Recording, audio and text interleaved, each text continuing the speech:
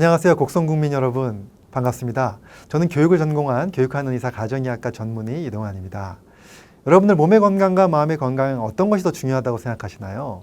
질문이 좀 어려웠죠. 사실 이 둘 다 너무 중요해서 몸 건강이 더 중요하다. 아니다. 우리 마음 건강이 더 중요하다. 이렇게 단정 지을 수가 없습니다. 아니 오히려 몸과 마음의 건강을 따로 떼어 생각할 수가 없을 정도로 우리 몸과 마음은 서로 밀접하게 연결되어 있습니다. 그래서 우리의 몸이 건강해지고 또 마음이 행복해지는 것, 이것이 함께 이루어지는 것이 정말로 중요한 것이죠. 그런데요, 정말 건강한 몸과 행복한 마음을 가지기 위해서 우리가 꼭 알아야 할 것이 있습니다. 그것이 바로 우리의 뇌 호르몬입니다. 오늘 제가 알려드리는 이 4가지 뇌 호르몬에 대해서 이야기를 잘 들어보시고요. 또 정말 중요한 이 호르몬들이 잘 분비될 수 있는 방법들을 제가 알려드릴 테니까 잘 실천하셔서 지금보다 훨씬 더 건강해지시고 또 행복해지실 거라고 확신합니다. 자, 그럼 4가지 호르몬이 무엇인지 먼저 말씀드리겠습니다. 첫 번째 호르몬은 여러분들 모두 다 알고 계시는 엔돌핀입니다. 그 다음 두 번째는 바로 세로토닌이고요. 세 번째는 도파민, 네 번째는 옥시토신입니다. 이 4가지 호르몬에 대해서 하나씩 설명드려 보도록 하겠습니다. 우선 첫 번째, 엔돌핀은 너무나도 유명한 호르몬입니다.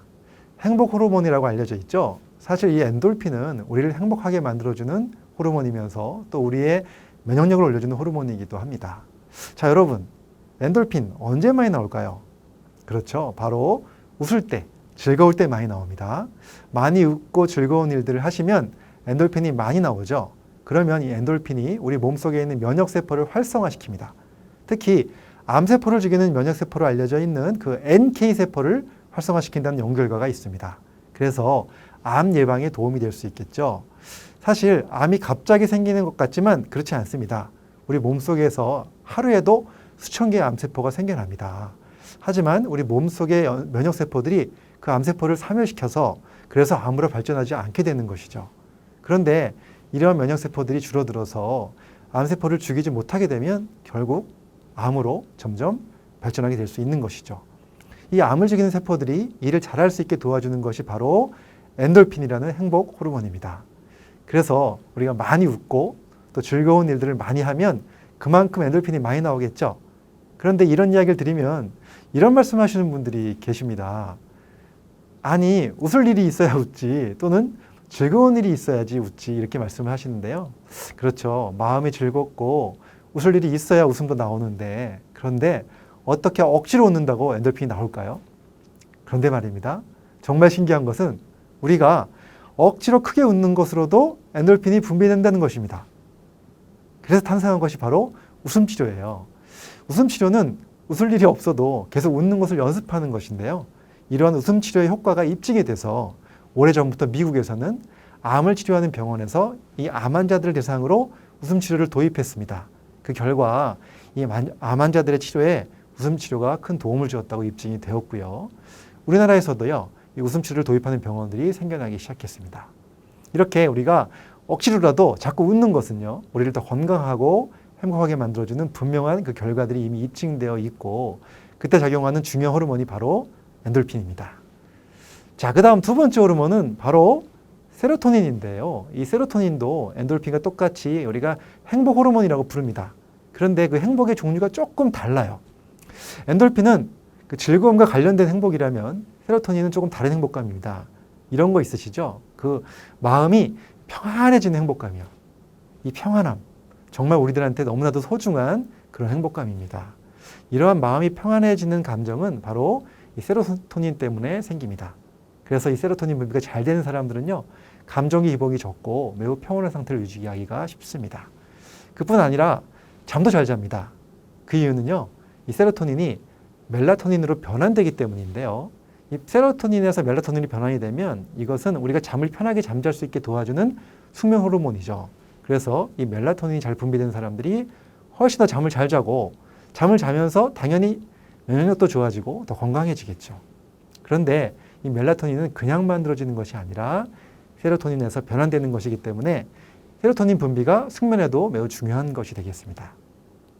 그런데 반대로 이 세로토닌이 부족하게 되면 바로 이러한 병에 잘 걸립니다. 그 병이 무엇일까요? 그것이 바로 우울증입니다. 여러분들 우울증에 걸리신 분들 많이 보셨을 텐데요. 우울증 환자들한테 쓰는 약 중에서 이 세로토닌 기능을 잘할 수 있게끔 개발된 약도 있습니다. 그래서 이 세로토닌 부족은 우울증을 일으킬 수도 있다는 사실을 아셨으면 좋겠습니다. 자, 그런데 이 세로토닌이 부족해지면 또 식욕 조절이 잘 되지 않습니다. 그래서 자꾸 살이 찌는 비만으로 발전하는 경우도 있는데요. 그래서 이 세로토닌은 우리의 건강을 위해서 또 너무 중요하고 또 우리의 행복한 마음을 위해서도 너무 중요한 그런 호르몬인데요.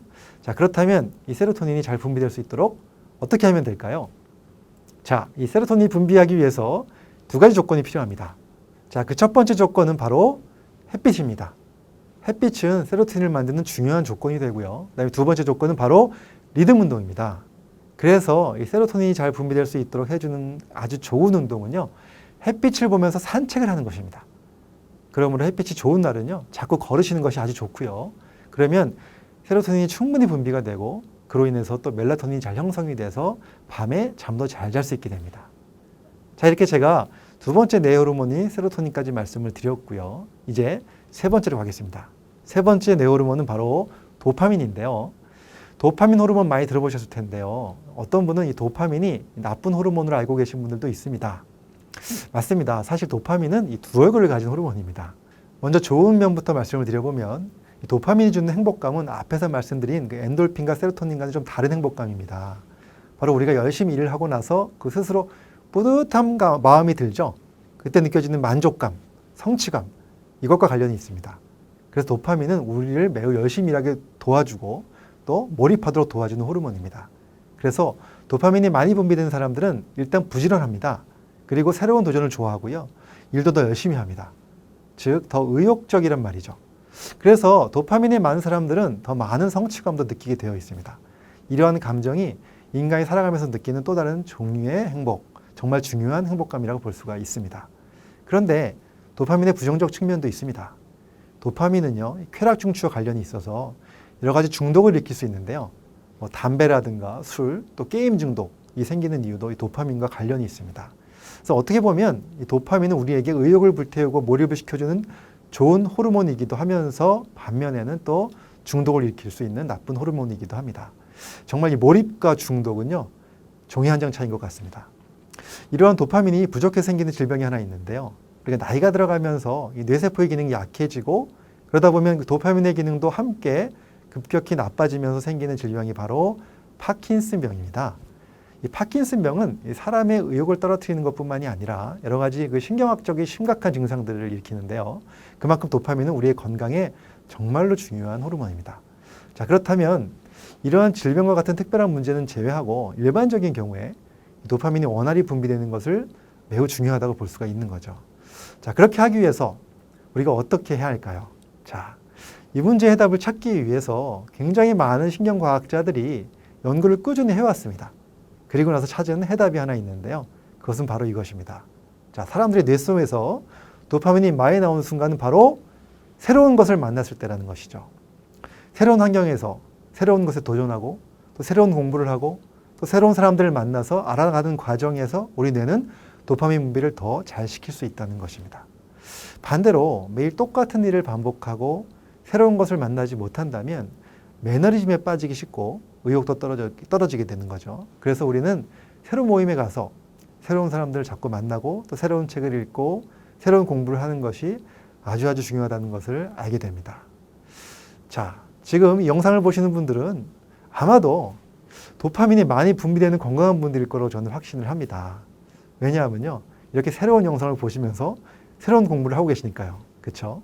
또 매일 산책을 하더라도요, 매일 같은 길만 가는 것이 아니라 좀 안 가본 길도 가보시고 또 출퇴근길에서도 좀 바꾸어 보시고 이런 노력들이 우리 뇌에서 도파민이 잘 분비되도록 도와주는 데 아주 매우 중요합니다.